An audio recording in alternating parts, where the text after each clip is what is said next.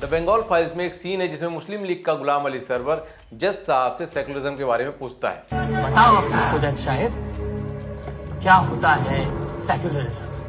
और अब the Kashmir files का यह सीन भी देखिए जिसमें कश्मीरी पंडित बाप बेटे को मारकर पेट से लटका दिया जाता है। लेकिन क्या आपको पता है कि रियल लाइफ में ये दोनों घटनाएं किनके साथ हुई थी? रिटायर्ड जज बी.के. रॉय और सर्बानंद कौल प्रेमी, जो कि बहुत बड़े सेकुलरवादी थे, जिनके बारे में आपको बताऊंगा। लेकिन उससे पहले 19 अक्टूबर 1946 को अमृत बाजार पत्रिका में प्रकाशित विभूति भूषण दास का एक पत्र ध्यान से सुनिएगा।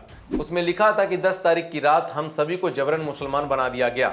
हमारे घर पर भीड़ ने हमला किया और कहा कि अगर हम मुसलमान नहीं बने तो वो हमें जिंदा जला देंगे।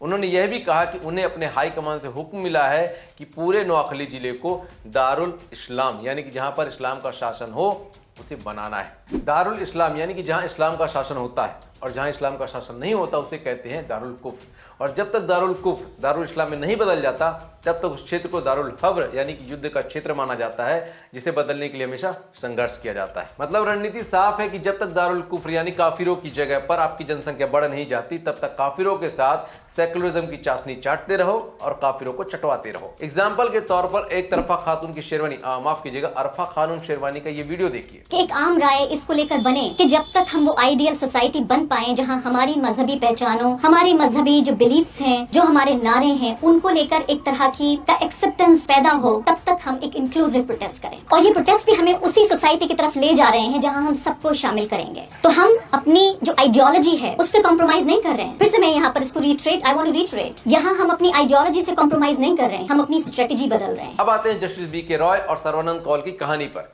तो 1946 बंगाल में डायरेक्ट एक्शन डे के नाम पर हिंदुओं का प्लांट जनसंहार हो रहा था। तभी 500 जिहादियों की भीड़ रिटायर्ड जज बी.के. रॉय के घर पर हमला करती है। बी.के. रॉय जो एक सेकुलर इंसान थे और जिनकी गहरी दोस्ती बंगाल मुस्लिम लीग के अध्यक्ष मौलाना अकरम खान से थी, भीड़ उनके घर पर हमला करती है और उनके बेटे को जान से मार देती है। बी.के. रॉय मौलाना अकरम से मदद की गुहार लगाते हैं, जो उस वक्त अपनी बालकनी से सारा नजारा देख रहे थे।